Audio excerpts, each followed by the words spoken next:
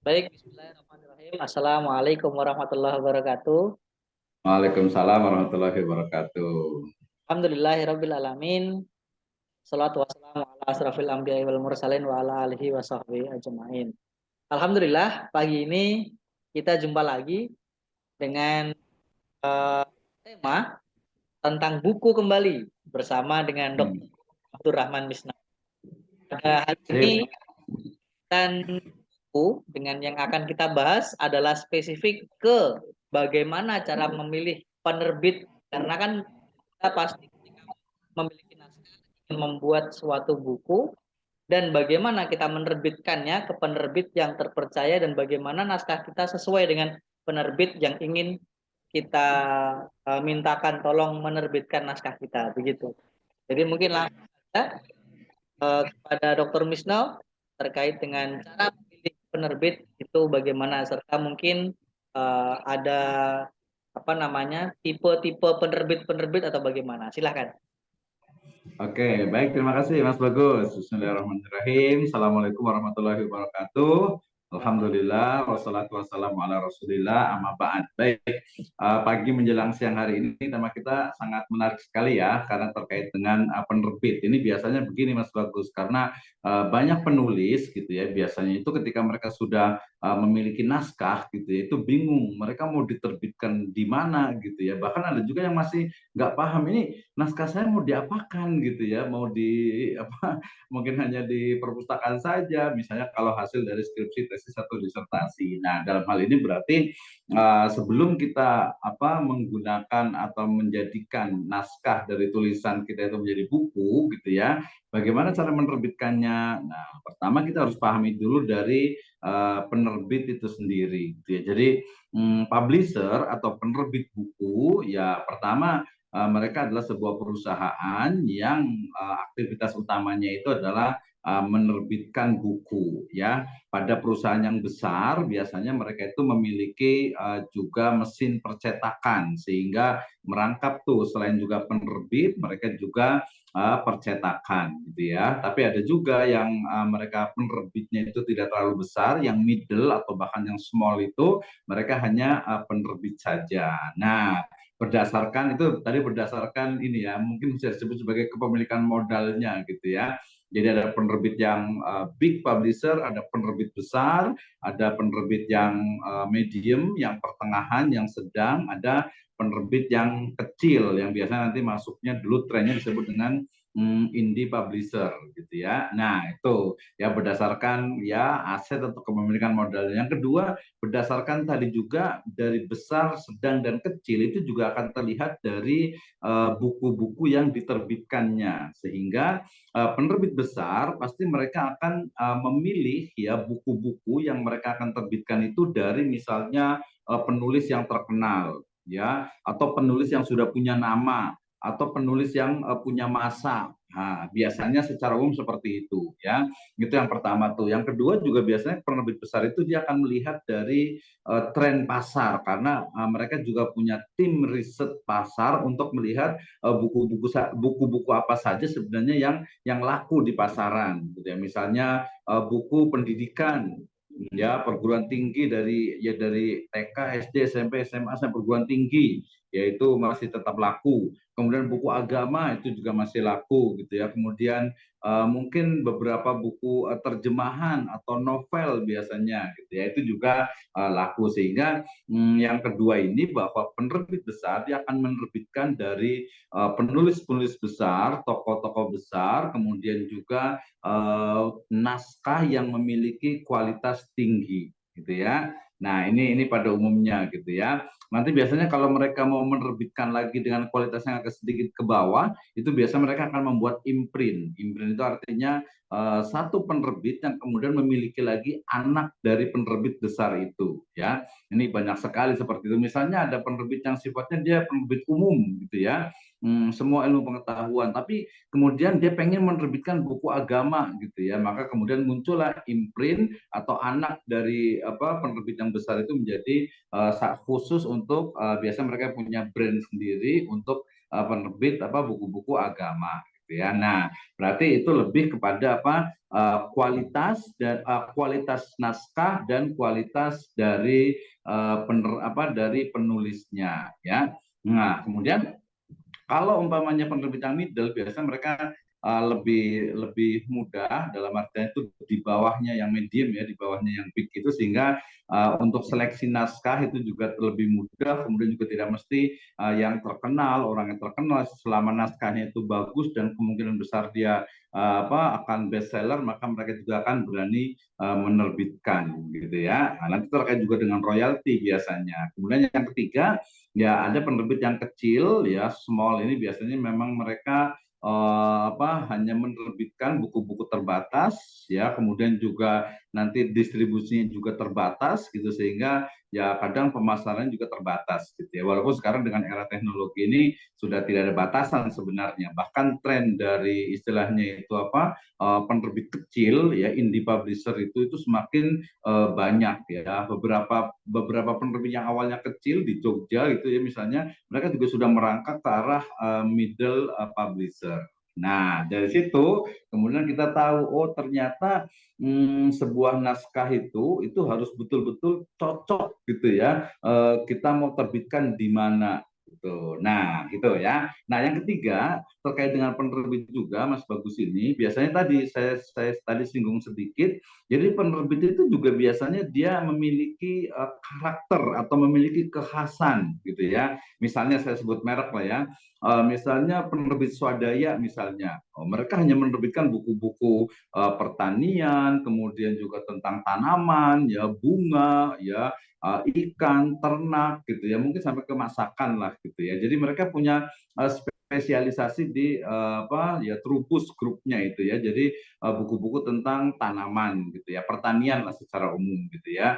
Nah, kemudian tadi misalnya ada yang besar, misalnya ada Gramedia Pustaka Utama gitu, maka dia akan menerbitkan buku-buku yang memang tadi penulisnya kadang sudah terkenal, kemudian juga kualitas naskahnya juga bagus, dan mereka biasanya menerbitkan ya yang sifatnya itu general, umum gitu ya, diterima oleh semua kalangan gitu ya. Sementara misalnya kita dulu mengenal Tuma Insani Press misalnya, atau Pustaka Al-Kausar gitu ya, itu mereka adalah buku-buku atau penerbit yang khusus kepada penerbit istilahnya itu Islam atau buku-buku keislaman. Ya, ada juga di Jogja misalnya penerbit Andi yang mereka fokus kepada motivasi dan juga ilmu-ilmu komputer. Ya, kemudian di Jakarta ada Salemba 4 misalnya, dia fokus kepada buku-buku di perguruan tinggi seperti Pustaka atau Raja Grafindo Persada. Nah, Mas Bagus, dari sini berarti setiap penerbit gitu ya memiliki kekhasan nih dalam menerbitkan bukunya. Jadi tidak sembarangan. Misalnya kita mau ngirim buku agama ke Pustaka Swadaya atau Penerbit Swadaya, Trubus Group gitu ya, yang nggak diterima lah, beda gitu ya. Atau mungkin kita mau buku komputer ke Pustaka Al-Kausar, itu juga susah juga. Atau mungkin buku agama ke Gramedia misalnya. Oh, tidak semuanya. Biasa kalau Gramedia buku saya ada juga, tapi bukan di Gramedia, tapi ada imprintnya. Ada imprint dari Gramedia yang dia fokus kepada buku-buku agama Islam. Ya, agama-agama yang lain tentu saja juga ada gitu ya. Jadi keywordnya adalah ketika kita memiliki naskah gitu ya, maka naskah kita itu masuk ke dalam rumpun ilmu apa, bidang apa gitu ya. Oh, buku anak-anak, buku anak-anak banyak juga gitu ya, yang terbitkannya itu grupnya buku anak-anak itu banyak sekali gitu ya, yang mereka biasanya di penerbit-penerbit besar itu gitu ya. Oh, ini buku remaja, oh ini buku novel misalnya gitu ya. Itu berarti dia berbeda. Novel, oh Gramedia juga menerima juga novel-novel Islami, juga dia ada di imprint tertentu gitu ya, atau tadi anak dari penerbit yang besar itu tadi ya. Nah, seperti itu. Jadi ada tiga nih Mas Bagus ketika kita pengen menerbitkan buku berdasarkan naskahnya. Pertama, ya naskah kita itu dilihat dari sisi kualitasnya gitu ya. Apakah kalau kualitasnya A, B, C gitu, A, B, C. Kalau kualitasnya itu A, bagus gitu ya. Ya sebaiknya kita coba untuk terbitkan di big publisher ya. Kalau kualitasnya oh ini agak rendah dikit nih, agak turun nih, ya udah kita tawarkan ke middle publisher. Tapi kalau mamanya bukunya mungkin dia ideologis atau mungkin juga pasarnya terbatas, maka ya seperti tren sekarang ini kita masukkan ke dalam buku istilahnya itu apa ya, yang sifatnya itu perguruan tinggi atau mungkin pembaca tertentu atau komunitas tertentu, itu lebih mudah dan menjadi tren sekarang ini gitu ya. Kemudian tadi berdasarkan ilmunya juga kita tidak bisa mengirim istilahnya itu buku naskah buku itu sembarangan gitu ya, tapi ada sesuai dengan bidangnya masing-masing penerbitnya masing-masing itu, sehingga oh buku agama penerbitnya itu ke sini dia lebih mudah menerima gitu, oh buku perguruan tinggi dia ke sini gitu, oh ini buku misalnya populer ya atau novel, jadi ada penerbit-penerbit tertentu yang menerbitkan buku sesuai dengan karakternya masing-masing. Itu Mas Bagus. Baik, eh, menarik terkait Hmm. buku. Jadi, Mhm. penerbit tersebut bisa ya untuk menerbitkan. Mhm. Jadi tidak, memang kalau dibilang pun tadi beberapa Mhm. ada rumpun Mhm. teknologi, tapi pada dasarnya penerbit tersebut sebenarnya bisa begitu menerbitkan buku berbagai tema begitu ya, Dok. Iya betul. Mhm, betul betul. Terkait Mhm. yang saya amati begitu, apakah ada perbedaan terkait, karena kan namanya penerbit atau jasa penerbitan itu kan memang harus ada biaya. Mhm. Apakah ada perbedaan terkait tema atau rumpun atau besar kecilnya penerbit dengan yang dibayarkan oleh penulis begitu? Mohon penjelasannya. Oke, terima kasih Mas Bagus. Ini yang menjadi memang tren sekarang ya.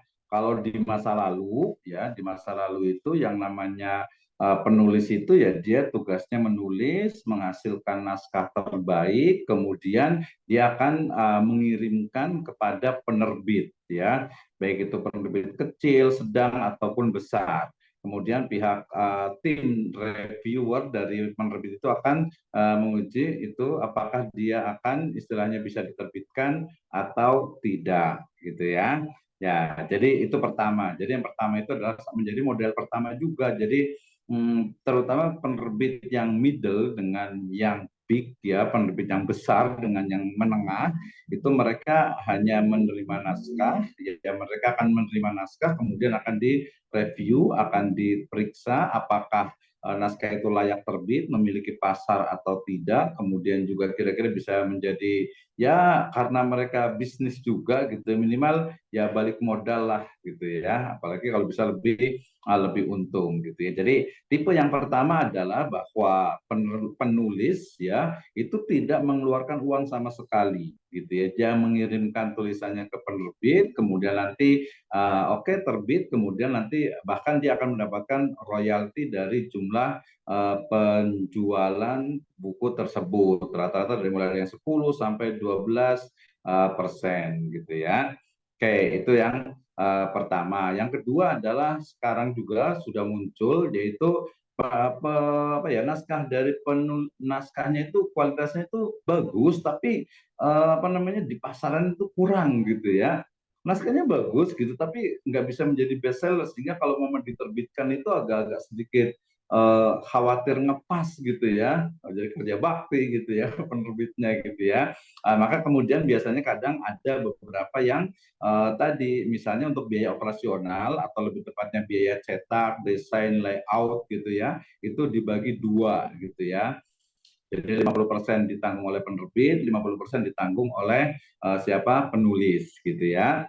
Nah, ada juga yang tipe tadi tipe 2A, sekarang yang 2B-nya itu biasanya penerbit penulis itu dia melakukan perjanjian dengan penerbit bahwa ketika buku ini terbit, maka penulis itu wajib di situ diharuskan untuk membeli buku dalam jumlah eksemplar tertentu. Ini juga sebenarnya untuk menutupi biaya cetaknya gitu ya. Nah, yang terakhir, yang ketiga adalah memang kualitas naskahnya bagus gitu ya, atau mungkin ada juga yang kurang bagus, tapi dia sangat spesifik gitu ya, sehingga kalau dicetak banyak itu agak ya agak memberatkan. Artinya kecil kemungkinan untungnya gitu ya. Karena tadi sekali lagi penerbit ya bisnis gitu kan, cari keuntungan gitu ya. Sehingga kemudian akhirnya biasanya ini yang tren sekarang saat ini yaitu apa disebut dengan indie publisher atau small publisher atau penerbit kecil yang mereka itu menerbitkan buku-buku terbatas untuk distribusi terbatas ya dengan tema-tema terbatas. Dan ini sekarang itu sangat menjamur sekali. Seperti kemarin pernah saya katakan dari mulai 250.000 gitu ya sampai ya 250.000, 500.000, 750.000, 1 juta sampai 2 juta sampai ya 10 juta gitu. Itu semuanya ada paketnya. Tapi biasanya ya dapat 200, dapat 2 eksemplar, 6 eksemplar, 5 eksemplar. Jadi ini juga karena berkembangnya teknologi print on demand ya POD itu sehingga kita bikin buku satu bisa, bikin dua bisa, bikin tiga bisa, ke atas lebih banyak lagi, lebih bisa lagi. Kualitasnya juga tidak kalah dengan buku, kertasnya juga sama dengan digital printing. Itu Mas Bagus. Baik, ini juga sekedar info bagi kawan-kawan istilahnya ingin menerbitkan buku dan punya naskah. Mungkin bisa diskusi dengan kami Mhm. kepada Dr. Wisno yang beliau juga memiliki perusahaan penerbitan. Insya Allah akan membantu kawan-kawan semua. Jadi jangan sungkan juga untuk menghubungi Dr. Wisno ataupun kami. Mungkin bisa disampaikan Ustaz terkait dengan penerbitan yang Dr. Wisno sekarang jalani seperti apa gitu. Oke, baik, terima kasih Mas Bagus. Ya, jadi kebetulan saya juga memiliki pustaka alamiah ini juga small publisher, but insya Allah will be medium or big publisher gitu ya. Ini memang membantu teman-teman untuk yang terutama ibu dan bapak dosen dan juga guru ataupun masyarakat umum yang ingin memiliki buku, menerbitkan buku gitu ya, dari mulai paket 250.000 sampai 500.000 itu bisa mendapatkan atau bisa menerbitkan bukunya. Sudah ada ISBN dan juga kita ada diletakkan di Perpusnas dan juga Perpusda Jawa Barat gitu ya. Syaratnya nanti ya jumlah halaman, kemudian naskahnya itu sudah tidak perlu diedit lagi gitu ya. Bahkan bisa mengikuti template yang ada dari kami. Intinya Mas Bagus, zaman sekarang itu apa ya, menerbitkan buku itu sangat mudah sekali gitu ya, Ya, sangat mudah gitu ya. Ya nanti tinggal menulisnya juga gampang juga gitu ya, menulisnya gampang, menerbitkannya lebih gampang lagi. Saya juga sekarang juga ada tren juga, nanti next ini mungkin apa next discussion ya Mas Bagus ya tentang book chapter gitu ya, untuk terutama untuk para dosen ini sekarang juga menjadi tren gitu ya. Kebetulan saya menulis kayaknya lebih dari 15 book chapter itu ya, sekarang terbit, sekarang sedang menggarap tiga, yang satu ada tentang apa ya, tentang tasawuf dan digital gitu ya, satunya lagi tentang manajemen SDM juga, teori dan apa prakteknya gitu, yang umum, tapi kemudian satu lagi tentang ekonomi makro lagi proses mau terbit juga, kemarin fikih kedokteran sudah juga, satu lagi tentang ekonomi secara umum. Nah, itu jadi ada tiga nih sedang saya kerjakan juga untuk book chapter gitu Mas Bagus. Jadi ini juga jadi tren juga nih. Insya Allah next time lah ya. Insya Allah kita diskusi lagi Mas Bagus. Oke, mudah-mudahan sudah jelas ya Mas Bagus ya. ya insya Allah sudah jelas dan tidak bosannya saya menyampaikan kepada saudara-saudara juga bahwa Dr. Wisno ini sudah menulis atau sudah membuat buku kurang lebih 260 plus plus. Jadi kalau seandainya rekan-rekan terbitkan buku, tidak usah ragu dengan kapabilitas beliau, insya Allah akan sangat dibantu begitu. Saya rasa Oh cukup iya, ada satu lagi Mas Bagus. lagi. Ada satu lagi Mas Bagus, ketinggalan. Gini, jadi apa namanya? Jadi dalam menerbitkan buku itu nanti bukan berarti istilahnya itu kalau kita punya penerbit enak dong menerbitkan buku sendiri gitu ya. Ya sebenarnya iyalah bisa seperti itu gitu ya. Tapi justru kalau kita menerbitkan di tempat lain gitu ya atau di luar penerbit kita, berarti menunjukkan kualitas kita gitu ya. Jadi misalnya tadi saya sebutkan saja kita bisa nembus ke Gramedia nih, wih ini luar biasa nih gitu ya. Kemudian kita bisa nembus ke Salemba 4 misalnya, wih luar biasa tuh gitu ya. Nah ini termasuk juga nanti untuk dosen juga. Dosen itu jangan sampai terbitnya di apa istilahnya itu di ininya sendiri, di kampusnya sendiri gitu ya. Atau mungkin juga jurnal jangan sampai di kampusnya sendiri justru kualitasnya malah kurang gitu ya. Jadi kita terbit di apa perusahaan, di penerbit di jurnal orang lain. Jadi jangan sampai ini pesan dari profesor saya di Bandung, Profesor Dr. Juhai S. Praja, beliau mengatakan jangan pernah jadi jago kandang. Nah itu jadi kita terbitkannya di Indonesia gitu ya. Alhamdulillah ada 3 buku saya juga diterbitkan di Malaysia juga gitu ya. Ini juga satu prestasi tentu saja gitu. Itu Mas Bagus, terima kasih banyak. Baik, terima kasih banyak. Jadi kurang lebih seperti itu dan buku. Untuk lebih detail dan untuk pembahasan lainnya akan kita bahas di diskusi waktu yang lain begitu. Untuk mungkin hari ini kita akhiri saja, kita cukupkan diskusi kali kita.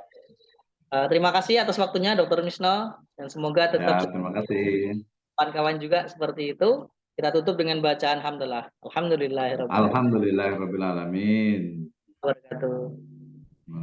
Waalaikumsalam warahmatullahi wabarakatuh. Terima kasih Mas Bagus, semangat.